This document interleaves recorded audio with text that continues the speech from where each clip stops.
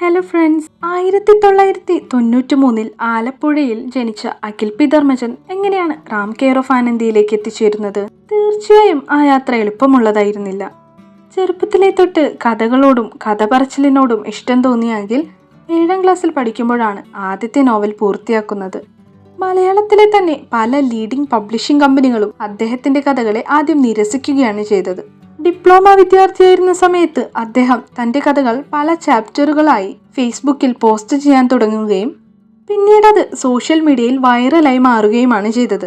മറ്റുള്ള പബ്ലിഷിംഗ് കമ്പനികളുടെ ശ്രദ്ധയ്ക്കായി കാത്തുനിൽക്കാതെ അഖിൽ സ്വയം കഥ എന്ന പേരിൽ ഒരു പബ്ലിഷിംഗ് കമ്പനി ആരംഭിക്കുകയും അതിലൂടെ തന്റെ ആദ്യത്തെ നോവലായ ഓജോ ബോർഡ് പബ്ലിഷ് ചെയ്യുകയും ചെയ്തു.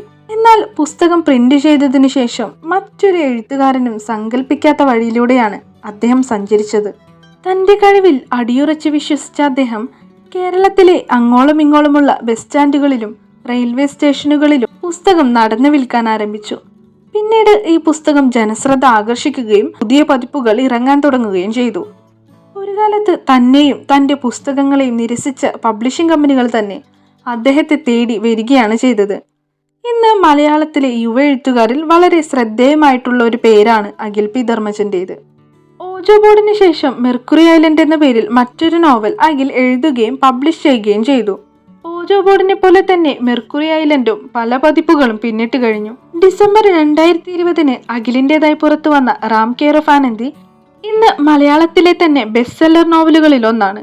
അങ്ങനെ തന്നെ നിരസിച്ചവരുടെ മുന്നിൽ ഉയർന്നു വന്ന കഥയാണ് ഈ എഴുത്തുകാരൻ്റേത്. നിങ്ങൾക്ക് എഴുത്തിനോടോ അല്ലെങ്കിൽ മറ്റെന്തെങ്കിലും കാര്യങ്ങളോടോ പാഷൻ ഉണ്ടെങ്കിൽ തീർച്ചയായും അതിനുവേണ്ടി വിട്ടുകൊടുക്കാതെ പോരാടണമെന്ന് നമുക്ക് കാണിച്ചു തന്ന മറ്റൊരു കലാകാരൻ കൂടിയായി മാറുകയാണ് അദ്ദേഹം. അപ്പോൾ അഖിൽ പി ധർമ്മജന്റെ നോവലുകളിൽ നിങ്ങൾക്ക് ഏറ്റവും പ്രിയപ്പെട്ടത് ഏതാണ്? തീർച്ചയായും കമന്റ് ചെയ്യാൻ മറക്കരുത്. അപ്പോൾ ഈ വീഡിയോ ഇഷ്ടപ്പെട്ടെങ്കിൽ ലൈക്ക് ചെയ്യുക, ഷെയർ ചെയ്യുക, സബ്സ്ക്രൈബ് ചെയ്യുക.